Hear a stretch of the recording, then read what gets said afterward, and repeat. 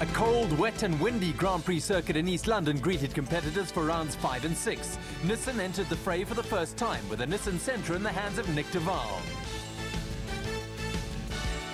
The Mike Briggs Opel Astra combination led round 5 for much of the race. When Briggs spun out in spectacular fashion, Dion Joubert came through to score his second Stanek Satcar win for the Johnson-Matthey BMW team.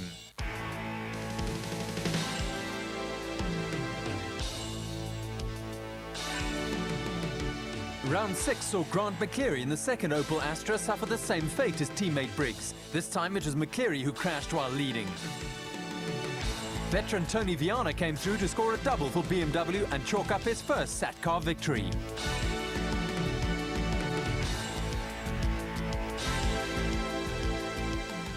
Stanek proudly presents highlights of rounds 7 and 8 of the Stanek Satcar series from Zwartkops. Stanek Satcar, the formula of the future. With the scheduled outing at Kyalami on July the 10th cancelled while the ownership issue of the mid-ranked circuit was being fought out, next stop of the Stanek Satcar train was at the Total Race Centre at Zwartkops to the west of Pretoria. The city of Pretoria has played a leading role in the history of South Africa. On the sporting front, the cosmopolitan city is probably best known for the fanatical support generated for the Northern Transvaal rugby team. It may be blue ball country, but motorsport is another passion in Pretoria. With the Stanek Satcar series set for its first Zwartkops appearance, there were early indications that a capacity crowd could be expected. Going into the Zwartkops race, Port Elizabeth driver Mike Briggs led the point standings with 3 wins already under his belt. Briggs was followed by the BMW pair of Dion Joubert and Tony Viana, with Mike White fourth. The Italian Touring Car Championship saw the debut of a Volkswagen touring car based on the VW Jetta. Volkswagen South Africa, just down the road from Port Elizabeth in Uitenhage, were hoping to have a car ready for the Zwartkops race. We didn't have a base vehicle to start off overseas like everybody else has had. And we had to start from scratch. So the whole thing was like from a clean piece of paper and get going from there. We've had a lot of assistance with work which needed to be done in a hurry. And the parts are starting to arrive now. In fact, we have the first set of components to build the engine. So it's coming along, probably a month away. In another Stanek Satcar development prior to the Zwartkops outing, Castrol and BMW joined forces. The Castrol Futron BMW, to be driven by Jeff Goddard, was unveiled at a launch attended by a who's who of motorsport. We have to take cognizance of the fact that what it means for Satcar in general. The fact that Castrol and BMW gets together fairly late in the racing season is, I think, an indication of how popular the touring car formula is. The Indy style of qualifying introduced into Satcar racing has quickly become a feature of the series. Drivers draw for start positions and there is a festive atmosphere and plenty of driver camaraderie. Number 7. 1.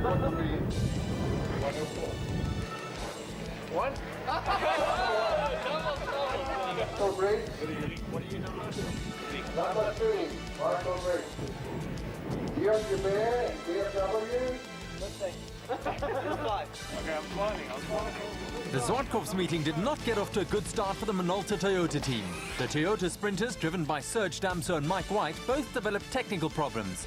The Damso car blew an engine, with White also forced to miss official qualifying with an engine malfunction. Damso was destined to be a spectator for the weekend.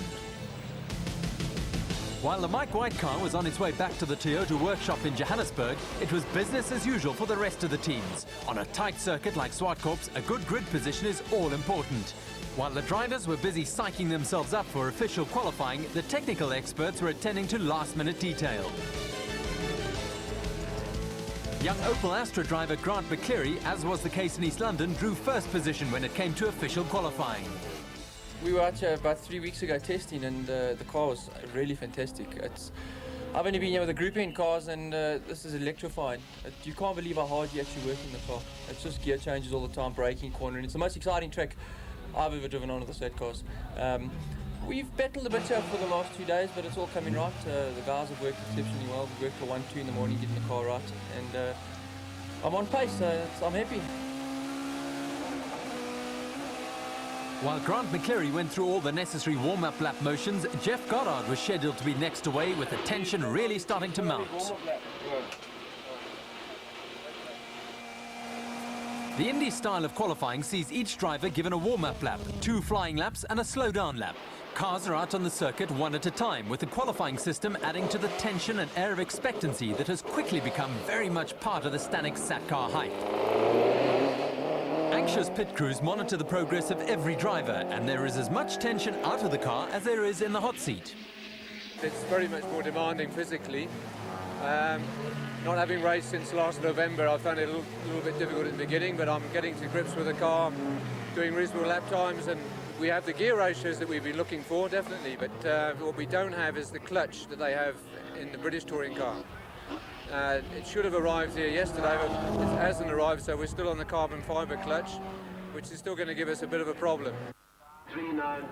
The wait in the queue is also tough on the drivers. With the time set by those who have already completed qualifying instantly available, those waiting to go out are set some interesting psychological poses.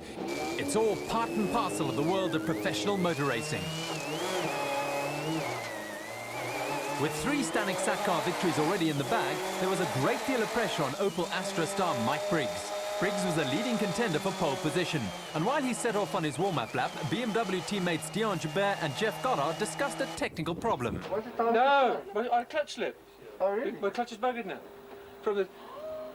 When I went into there on my first flowing lap, the revs just went up when I We're in the car with Mike Briggs as he powers the Opel Astra up Champion Hill. The left-hander at Bosel Corner is looming at a rapid rate of knots, with Briggs hard at work. After Bosel, the short run into the Sabat sweep and onto Michelin Straight. While Briggs was preoccupied with the job at hand, teammate Grant McCleary was monitoring progress in the pits. 52.265 for Mike Briggs, 52.487 for Grant McCleary. Second race so far, 53.29. It's a very competitive time, considering the strong wind today. Everyone was suitably impressed with the time set by Briggs, although the driver still had a few doubts. I don't know if it's good enough.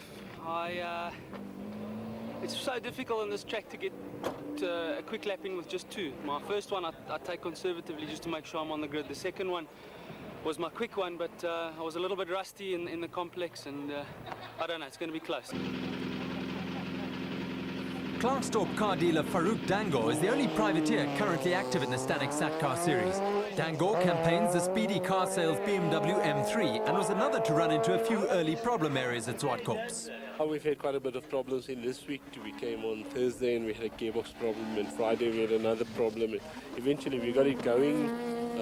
Our new engine is not right yet, so we had to put our old engine, but we got a new suspension which we got from the Tony Longas from Australia, which seems to be working well. We qualified 4th, which shows it. Dangor surprised a few of the pundits with a time that was good enough for 4th on the grid.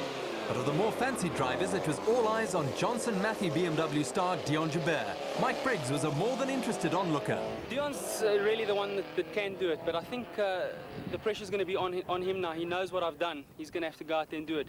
It's a very difficult track to find your rhythm quickly, and hopefully he's not going to find his rhythm. As Briggs pointed out, Joubert knew exactly what he had to do to grab pole position from his Opel rival. A grimly determined Joubert was all concentration as he went to work in the Johnson Matthey car. The Indy Star qualifying puts a lot of pressure on the drivers, with the slightest mistake in the 2 flying laps liable to be heavily penalised.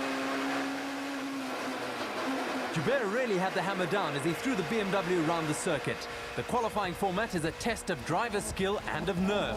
Opel team manager Derek Marks and driver Grant McCleary had an anxious eye on their timing monitor and were prepared for the worst as Joubert knocked Mike Briggs off pole position by just 7/10 of a second. For BMW, it was time to celebrate, with Nick de Waal and the BP Nissan Sentra the only driver left who could knock Joubert off pole position. We've had a lot of teething problems. We've been working very hard, very late every night, but now it's good. The car feels good. We're not in the best position on the grid, but at least everything is right now, and I'm very positive now. Nissan had produced some encouraging results in the British Touring Car Championship, But the South African team is currently going through a learning curve, and Joubert was left in pole position. Michael says he made a couple of mistakes. I also made a couple of mistakes. Difficult circuit to get into a rhythm. I suppose I just made a couple of less than him. But it's very difficult. All my quick laps I did on my 7th lap or so it was difficult to get into a rhythm here. I used my warm-up laps. Instead of warming up the tyres, you know, across the track, I used them to get into my rhythm, but it still wasn't really enough. On pole position, Cape Town driver Dion Joubert in the Johnson Matthey BMW 318, and alongside him on the front row, Mike Briggs in the Opel Astra. Third place on the grid went to the pace setter Grant McCleary in the second Opel Astra, with a fine performance from Farouk Dangor, a surprise fourth in the speedy car sales BMW M3. Stanek Satcar debutant Jeff Goddard put the Castrol Futron BMW 318 fifth on the grid, followed by Nick Duval in the BP Nissan Sentra.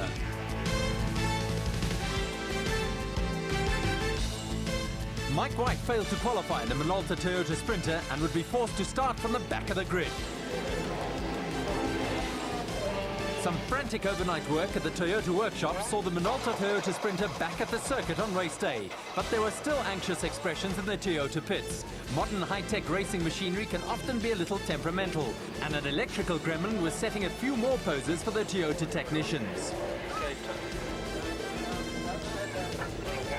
Desperate situations often call for desperate measures, but the hard-working Toyota technical crew finally got the Minolta car fired up and ready to go. White was philosophical about having to start from the back of the grid. Unfortunately, we couldn't practice. We couldn't take part in the official practice, so we have to start at the back. We had a problem with the engine, which now seems to be cured, and hopefully nobody's going to block us and we'll be able to make our way to the front. Attention to detail is vital in motor racing, and teams like the BP Nissan squad leave nothing to chance. Nick, which tyres do you want to run? Our qualifying tyres or the 2 new tyres for the first race? I think we should use the tyres that we used during qualifying.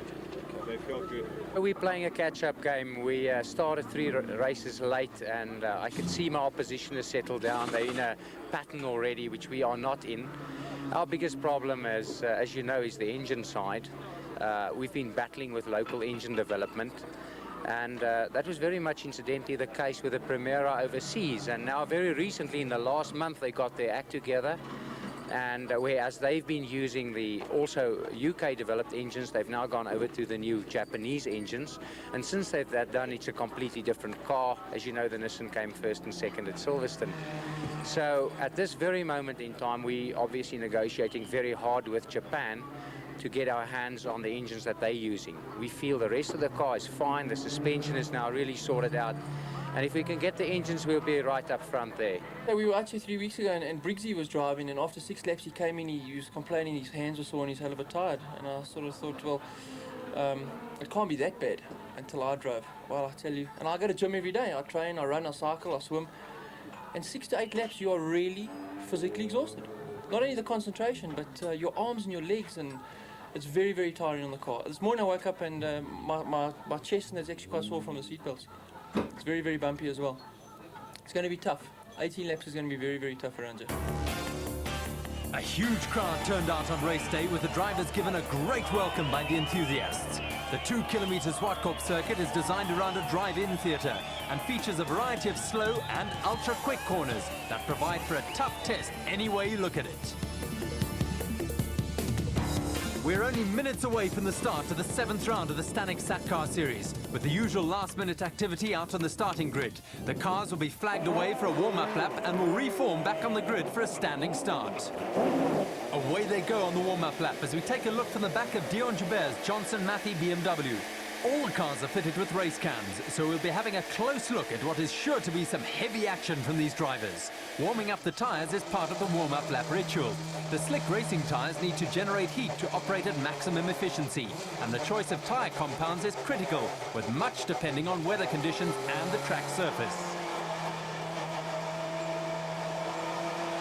There'll be a lot of adrenaline starting to build up in those cars. The pulse rate goes up, and at a time like this, a driver is alone with his thoughts. Now we're in with Farouk Dangoor. Farouk has been battling with a sinus problem this weekend and wasn't sure whether he was going to race. It's good to see him out on the track, and fourth place in the qualifying session was a great performance from him and the Speedy Car sales team. Nick de Waal and the BP Nissan team have had their share of worries, but some good results from Nissan in the British Championship recently must be encouraging. This is a special moment for Jeff Goddard in the Castrol Futron BMW. This is Jeff's first Stanek Sat car race, so he'll be all hyped up.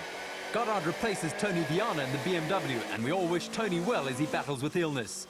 Mike White will also be all pumped up after the Toyota team's problems. He can't be happy about starting from the back of the grid. It's going to be interesting to see how quickly the BMWs can get off the line. The BMers have struggled at Kyalami, Velcom and East London with incorrect gearing, but they think they have their problem licked. A good, clean start is vital on a short circuit like this, and Dion Joubert knows it. Away they go, and Mike White has got a real flyer from the back of the grid in the Minolta Toyota. White caught everyone napping, and just look at that. He's up into fourth place as they go into Continental Corner Complex for the first time.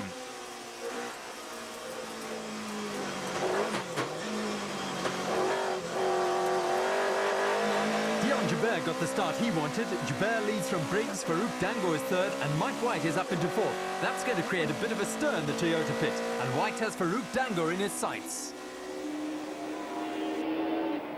They come steaming down the Altamore Straight for the first time. This is the quickest section of the circuit, and you have to take a deep breath as you go into the Citizen Sweep.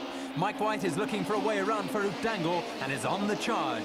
Nick de Waal is fifth in the Nissan Sentra, with Grant McCleary sixth in the second Opel Astra. Jeff Goddard right behind him in the Castrol Futron BMW.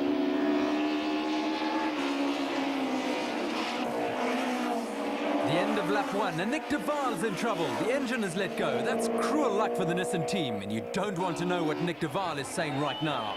Dion Joubert leads at the end of lap one. Mike Briggs is second. Farouk Dangoor is third, but under pressure from Mike White. Grant McCleary is up into fifth, with Jeff Goddard sixth.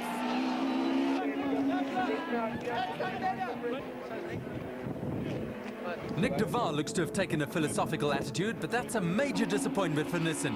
Back to the action, and Dion Joubert is flying out in front in the Johnson Matthey BMW, and Mike White is having a go at Farouk Dangoor. There's contact between the Toyota and BMW, and they're both off at Bosel Corner. White is underway again, but Dangoor is into the dirt, and we have another look at that action. This is the race cam in the Minolta Toyota, and White tries the outside at the Citizen Sweep, but Dangoor holds the inside line. Farouk goes a little wide. White is up the inside into Bosel, and contact.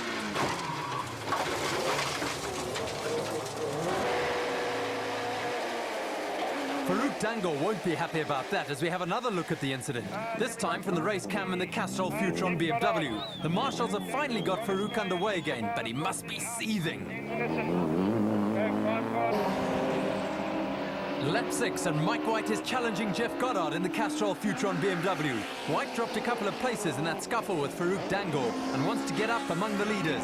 Continental Complex is not the easiest place to pass, but White is going to try. Watch the little instrument mounted on the dash of the Minolta Toyota. Every time the light flashes, the engine is on the rev limiter. White and Goddard are side by side down the straight. This is white knuckle time at over 200 kilometers an hour, and White is determined to find a way past the BMW. Just look at Mike White as he goes curb hopping. Jeff Goddard has problems, but he's a former stock car racer and won't be afraid of a little physical contact. Into the Sabat Sweep, and these two are having a tremendous battle. It's BMW versus Toyota, and the crowd is loving it.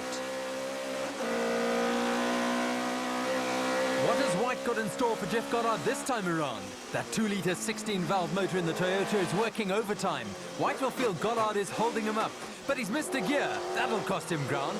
And there's Farouk Dangoor, and he's having a word with race officials, no doubt protesting about that earlier incident at Bosel Corner. Farouk's not happy, but Mike Briggs also has problems. And he just used me for braking, knocked me straight off. There's one of two places. The obvious one at the end of the straight, because if I can come out of the complex a little bit quicker, catch the toe, force him to the inside under braking for the fast sweep, which will mean he'll have to run a little bit wide running up to Bosel. I can maybe nip on the inside. If that fails, in practice we checked out already. We're quite a bit quicker than them with this corner into the straight. We go through it a lot quicker, and if I can just fall back just enough, use my momentum and come out into the pit straight ahead of him, I can challenge him again at the complex. Well, Briggs appears to have it all worked out in his mind. Now all he has to do is put it into practice. And he's closed right up with Dion Joubert. Briggs is starting to set himself up for an attack on the lead. And he's chosen the citizen sweep to make his move. Briggs is going for the inside line. Can he hold it up into Bosel? Joubert is fighting back, but Mike Briggs has pulled a great piece of driving out of the bag and is out in front for the first time in the race.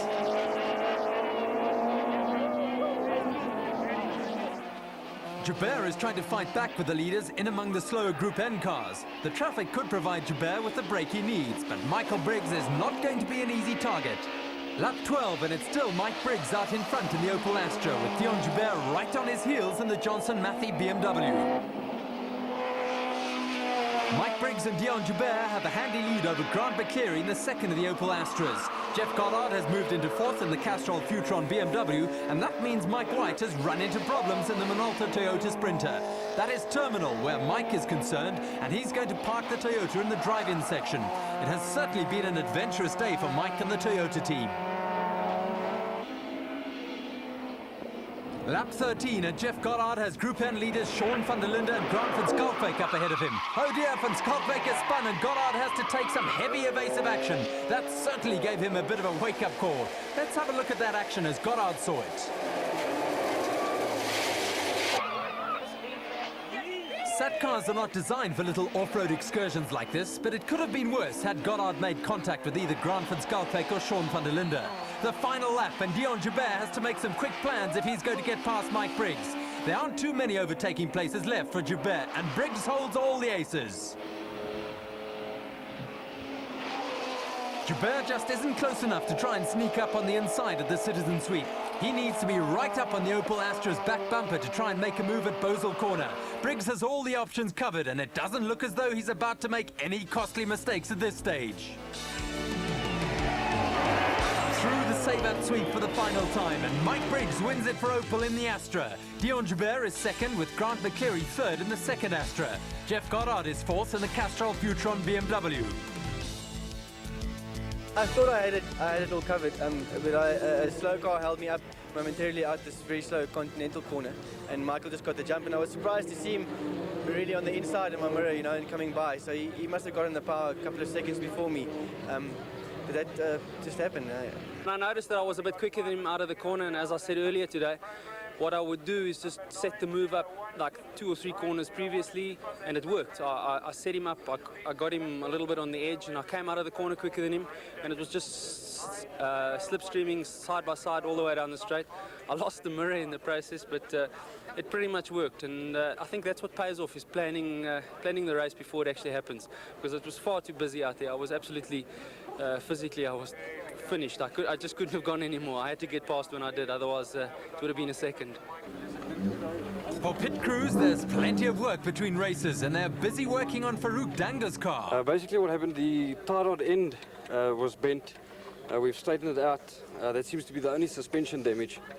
And then furthermore, it's just a little bit of body damage. But we'll have the car running for the second heat. Looked very good to start with. We got ahead of Grant McCleary, and Nick seemed to actually pull away from him down the main straight. And he said the handling of the car was very good.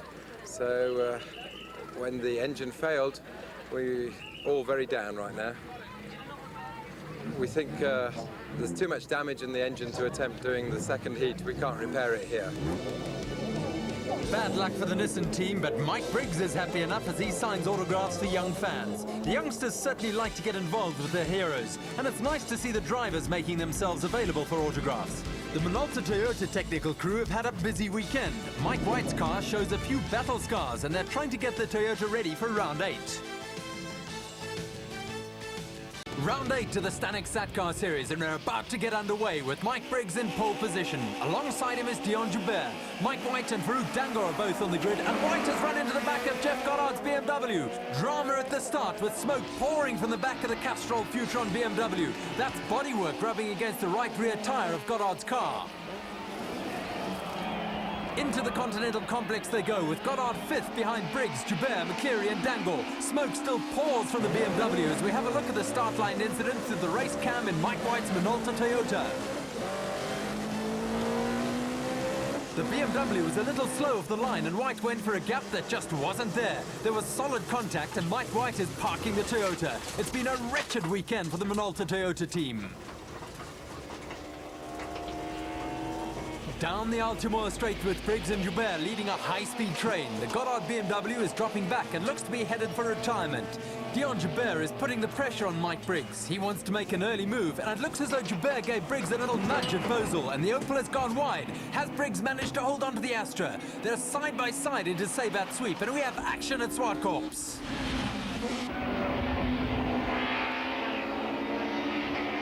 Briggs leads and Grant McCleary and Farouk Dangle want to get past Dion Joubert. Race cam action of the Bosel incident from Farouk Dangle's race cam. And Mike Briggs did a great job of catching the Opel Astra as it was pushed wide.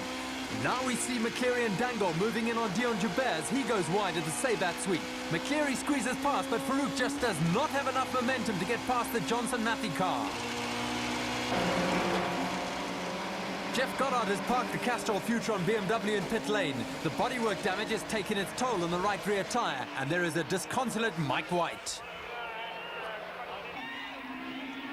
Back to the action, and Mike Briggs leads teammate Grant McCleary. It's 1-2 for the Opel Astras, with Dion Joubert climbing all over the back of Grant McCleary. Joubert is piling on the pressure and wants to get to grips with the Opel Astras. Into the Sabat sweep, and again Joubert goes a little wide.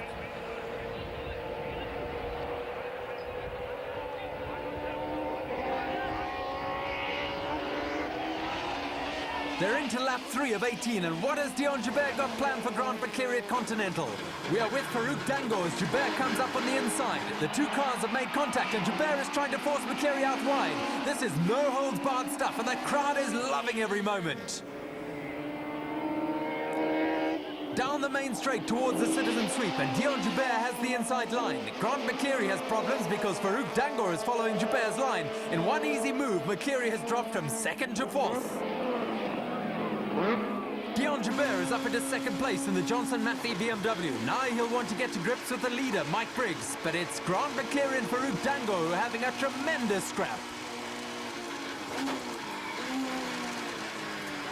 McCleary is back into 3rd in the Opel Astra. He's pulled exactly the same trick that Dangle used on him a lap or two ago. Side by side they go through Sabat sweep.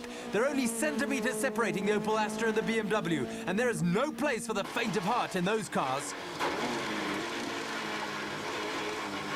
We're riding with Farouk Dangle as they go into the Continental Complex. Grant McCleary is pulling away from Dangle. The Opel is disappearing into the distance.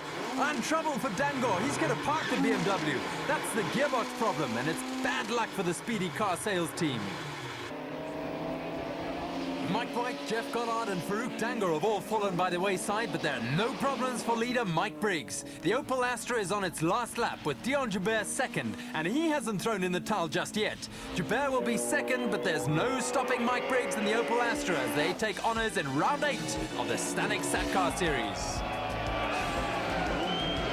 A delighted Mike Briggs makes it a double for the day for the Opel Astra team. Dion Joubert is 2nd in the Johnson Matthey BMW, with Grant McCleary completing a successful outing for the Opel Racing team.